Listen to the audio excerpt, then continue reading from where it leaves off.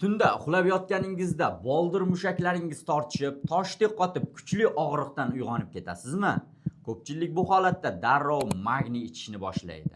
Lekin oyoq tortishining asl sababi har doim ham magniy yetishmovchiligi emas. Ko'pchilik holatlarda bu nerv qisilishi, qon tomir, qabul qilayotgan dorilar va boshqa kasalliklarga bog'liq bo'lishi mumkin. Bugun magniy kimga yordam beradi, kimga yordam bermaydi? Oyoq tortishining asosiy 7 ta sababi va oyoqda tomir tortishganda shoshilinch holatda birinchi navbatda nima qilish kerakligini tushuntirib beraman. Men bilan tibbiy bilimlaringizni oshirmoqchi bo'lsangiz, kanalga obuna bo'ling, like, qo'ng'iroqcha tugmasini bosib qo'ying. Demak, boshladik. Xalq orasida tomir tortishdi deyiladi, lekin aslida tomir emas, mushak tortishgan bo'ladi. Nerv mushak tizimidagi nazoratsiz impuls sababli mushak qisqarib qoladi va bo'shasha olmaydi. Ko'pchilikda asosan boldir mushaklari va oyoq panjasi mushaklari tortishadi. Kam holatlarda esa sonning orqasidagi mushaklar ham tortishishi mumkin. Og'riq bir necha soniyadan 10 daqiqagacha davom etadi va og'riqlari ertasi kungacha saqlanib turishi mumkin. Bu tortishish davom etaversa, davo muolajalari olib borilmasa, keyin ozgina harakatga ham oyoq muskullari tortishib qoladi. Ba'zi vaqtlarda bel, kurak o'rtasidagi muskullar, qo'llardagi muskullar ham ba'zi harakatlarda tortishib qolishi mumkin. Bunday mushak tortishlarning asosan 7 ta sababi bo'ladi. Birinchi sabab mushak zo'riqishi. Kuni bo'yi tik turish, uzoq yurish, og'ir jismoniy mehnat, oldingidan ko'ra ko'proq mushakka jismoniy nagruzka berish, tayyorgarliksiz sport bilan shug'ullanish mushakni charchatadi. Charchagan mushak esa tunda tortishishga moyil bo'ladi. Misol uchun siz kuni bo'yi ko'p yurishingiz mumkin. Buni esdan chiqarasiz. Lekin charchagan mushak o'zini tunda bildiradi. Qon aylanishi sekinlashgandan keyin mushak tortishib qoladi va qo'yib yuborishi qiyin bo'ladi. Ikkinchi sabab kam harakatlilik va mushakning qisqarib qolishi. Faqat ko'p harakat emas, kam harakatda ham mushak qisqarib qoladi. Mushak o'zi normada qisqarib bo'shashib, qisqarib bo'shashib, qisqarib bo'shashib ishlash kerak. Bunda bo'shashgan payti uning ichiga qon kiradi, qisqarganda esa o'sha qonni haydaydi. Ya'ni qisqarganda o'sha qonni haydaydi. Bo'shashgan vaqti kirgan qondan oziqlanadi, qisqarganda energiya sarflab o'sha qonni haydaydi. Biz agar ko'p o'tirib qoladigan bo'lsak, mashinada ko'p o'tiradigan bo'lsak, tik turgan holatda ham xuddi shu vaziyat bo'ladi. Mushak doimiy qisqargan holatda bo'ladi. Uning ichiga qon kirishi qiyin bo'ladi va haydalishi qiyin bo'ladi qonning. Buning natijasida mushak oziqlanishi kamayib ketadi. Bu mushak esa tunda tortishishga moyil bo'ladi. Uchinchi sabab suyuqlik va elektrolit buzilishi. Organizm suvsizlanganda va qon tarkibidagi elektrolitlar muvozanati buzilganda ham mushakda tortishish bo'ladi. Bu har doim ham emas. Agar sizda ko'p terlash bo'ladigan bo'lsa, og'ir jismoniy mashqlar bajarganingizda, peshob haydovchi, ya'ni siydik haydovchi dorilar ichadigan bo'lsangiz, kaliy, kalsiy, natriy, magniy kabi mikroelementlar buzilish kasalliklari bo'ladigan bo'lsa sizda, bu holatlarda mushakka keladigan oziqa kamayadi, mushak ko'p suvni ishlatib yuboradi va mushakda suvsizlanish yuzaga keladi. Bu esa tortishishga sabab bo'ladi. To'rtinchi sabab nerv qisilishi va bel umurtqasi muammolari. Bu asosiy sabablardan bittasi hisoblanadi. Agar bel umurtqalarida grija, osteoxondroz, protruziya kabi muammolar bo'ladigan bo'lsa, radikulopatiya, neyropatiya kabi kasalliklarda nervlar zararlanadi va bu mushak tortishining asosiy sababi hisoblanadi. Bunda mushak tortishidan tashqari, sizda belingizda, soningizning orqasidan oyoqqacha ketadigan tortishib og'rishlar, oyoqlaringizda uvishish, yaxlash, ba'zilarda esa qizish hissi, chumoli o'rmalagandek holatlar, ya'ni oyog'ingiz o'zingizniki emasdek his qilishlar kuzatilishi mumkin.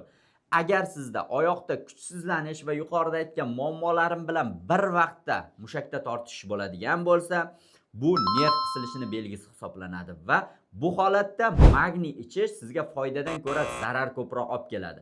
Sababi magniy mushaklarni bo'shashtirish funksiyasi orqali bizda tortishishni kamaytirib berish kerak. Agar biz o'sha nerv qisilib, o'z oyog'imizda kuch kam bo'lgan holatda magniy ichadigan bo'lsak, u mushaklarimizni yana ham bo'shashtirib yuboradi. Bu esa to'g'ridan to'g'ri tizza bo'g'imi, chanoqson bo'g'imi, umurtqa va tovon, stapa bo'g'imiga tushadigan nagruzkani orttirib yuboradi. Chunki organizmimizni yurganimizda muskul ko'tarish kerak. biz nerv qisilib kuchsizlanayotgan muskulga yana magniy berib uni kuchsizlantiradigan bo'lsak, bo'g'imga tushadigan nagruzka oldingidan ham ko'payib ketadi va bu suyak yemirilishini juda tezlikda kuchaytirib yuboradi. 5-sabab qon aylanishi bilan bog'liq muammolar. Bu muammo ham juda ko'p uchraydi. Agar sizda yurganingizda tomir tortishib, keyin o'tirib dam olsangiz o'tib ketadigan bo'lsa, yana yursangiz tomir tortishib, ma'lum masofadan keyin yana o'tirsangiz o'tib ketadigan bo'lsa, bu oddiy tomir tortishi emas. Bu qon tomirga bog'liq tomir tortishi hisoblanadi. Bunda tomir tortishdan tashqari sizda qo'shimcha belgilar bo'ladi. Ya'ni oyoqda shish, ko'p yursangiz shish paydo bo'ladi. Xuddi oyog'ingiz filni oyog'idek og'ir bo'lib qoladi. Xuddi o'zingizniki emasdek og'ir holatda bo'ladi. Oyoqda varikoz qon tomirlari chiqishi mumkin. Bu holatlarda qon oyoqda dimlanib qolishining natijasida mushakda qon aylanishi buzilib, tomir tortishlari, mushak tortishlari yuzaga keladi. Faqat bu holatda e'tibor beradigan narsamiz, agar bitta oyoqda to'satdan oyoqda shish, rangi o'zgarishi, tomir tortishish birdan yuzaga keladigan bo'lsa, bu oyoqni massaj qilish mumkin emas. Tromb tiqilishi natijasida xuddi hozirgi holat. Bitta oyoqda to'satdan shishib ketadi va rangi o'zgaradi. Bu holatda agar biz massaj qiladigan bo'lsak, tromb ko'chib ketib, yurakka yoki o'pkaga borib tiqilishi mumkin. Bu holatda darrov shifokorga murojaat qilish kerak. 6-sabab ichki organ kasalliklari, homiladorlik va yoshga bog'liq sabablar. Bunda qandli diabet, diabetik nevropatiya, buyrak yetishmovchiligi va dializ, jigar yetishmovchiligi, qalqonsimon bez muammolari, homiladorlik, yoshi kattalarda va ayrim nevrologik kasalliklarda mushak tortishlari yuzaga keladi. Bu kasalliklarda aynan kasallik sababini topib davolanmaguncha mushak tortishlari o'tib ketmasligi mumkin yoki davolanganda ham vaqtinchalik bo'lishi mumkin. 7-sabab qabul qilinayotgan boshqa dorilar ta'siri. Bunga asosan diuretiklar, ya'ni peshob haydovchi dorilarni uzoq muddat qabul qilish, astma kasalligida ingalyatorlardan uzoq vaqt foydalanish, ma'lum bir xolesteringa qarshi statin dorilar, bular mushak tortishlar nojo'ya ta'sir sifatida mushak tortishlarini keltirib chiqarishi mumkin. Agar sizda mushak tortishlari bo'layotgan bo'lsa, birinchi navbatda magniyni tekshirtirasiz albatta. Agar magniy normada bo'ladigan bo'lsa, magniy ichish shart emas, ya'ni foyda bermaydi. Agar u mushakni bo'shashtirib, tortishini kamaytirgan taqdirda ham boshqa joylarga ziyoni katta bo'ladi. Yuqorida aytib o'tdik, agar nerv qisilishi bo'lib, oyoqda kuchsizlik bo'ladigan bo'lsa, magniy ichsak bu nerv qisilishini, kuchsizlikni, bo'g'imlardagi yemirilishni yana ham kuchaytirib yuborishi mumkin. Shuning uchun albatta magniyga analiz topshirasiz. Magniy kam ko'pligiga qarab, agar kam bo'lsa ichiladi. Normada bo'ladigan bo'lsa magniy ichilmaydi. Kasallik sababini topib davolash kerak. Mushak tortishib qolganda birinchi yordam. Bu holatda asosan boldir mushaklari tortishganda yuqorida aytganimizdek mushak qisqarib qolgan bo'ladi. Bu holatda oyog'ingizning panjalarini o'zingizga qaratib tortasiz. Qattiq tortgan paytda boldir mushaklari cho'ziladi. 20-30 soniya ushlaysiz, keyin qo'yib yuborasiz. Ya'ni 20-30 soniya ushlaysiz, qattiq cho'zib turasiz, boldir mushaklari cho'ziladi, yana qo'yib yuborasiz. Bu holatni 3-4 marta takrorlaysiz.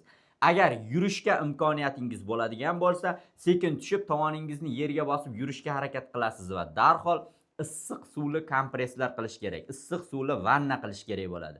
Oyog'ingizni issiq suvga solishingiz bilan muskullar birdaniga bo'shasha boshlaydi. Mushak tortishlarining oldini olish uchun, unda qon aylanishini yaxshilash uchun yengil gimnastik mashqlar bajarib turish kerak oyoq qismlariga va bel qismiga. Agar sizda oddiy mashqlardan keyin ham tomir tortishib qolaversa, oddiy harakat qilsangiz ham tomir tortishib qoladigan bo'lsa, bu holatda birinchi uni davolashimiz kerak bo'ladi. Bizga bemorlar keladi, tizza yemirilishi, chanoq son bo'g'imi yemirilishi, bel grijalari shikoyatlari bilan keladi. Biz ularni tekshirib ko'rmoqchi bo'lib, muskullarni qisqartirib ko'rib tekshirmoqchi bo'lsak ham, ularda oddiy harakatdan keyin muskullari tortishib qolaveradi.